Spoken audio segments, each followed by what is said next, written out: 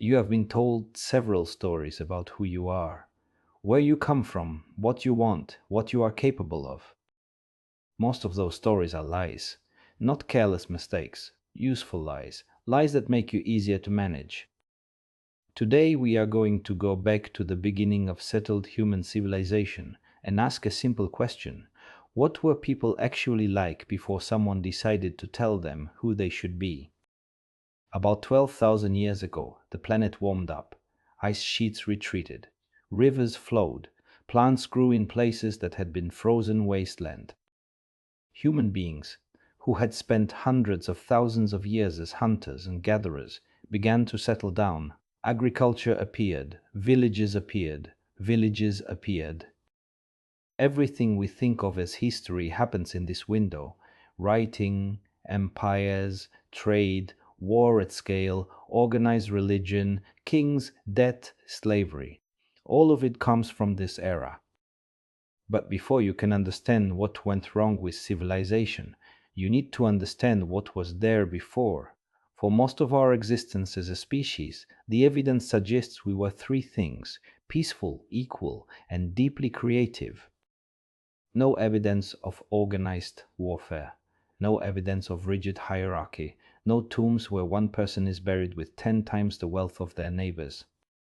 Instead, the cave paintings, musical instruments, ritual objects, and ceremonies, signs of a species that was spending enormous energy on expressing and exploring its inner life.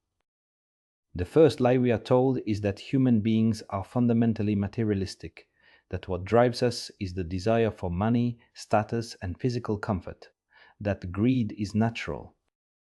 For hundreds of thousands of years, humans lived in small groups where accumulation was impossible. You could not store food in large quantities when you were always moving. You could not build a palace when your home was a skin tent. What the archaeology shows instead is people who spent enormous effort making things that had no practical use. Flutes carved from bird bone 40,000 years ago, small figurines painted and decorated. This is a species whose deepest impulse was toward beauty, meaning, and connection, not accumulation. The Polynesian people settled every habitable island across the entire Pacific Ocean, tiny dots of land scattered across 30 million square kilometers of open water. They did this in boats smaller than many modern living rooms, navigating by memory. A Polynesian navigator memorized the positions of hundreds of stars, the patterns of oceanic swells, the specific birds and fish associated with particular islands, the colors of water at different depths. No computer, no GPS, no chats, just a mind that had been trained to perceive and process an environment with total precision.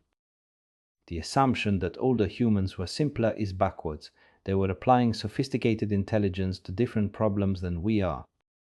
When people encounter the Great Pyramids and cannot immediately explain how they were built, a certain kind of thinking emerges: aliens must have helped, or an advanced civilization we have no record of. We assume that because those people did not have our tools, they must have been inferior to us. And if they produced something we cannot explain, the answer must be that someone more like us secretly did it. The pyramids were built by people who worked entirely from imagination and memory. No written blueprints, no computer modeling. They held the entire plan in their heads.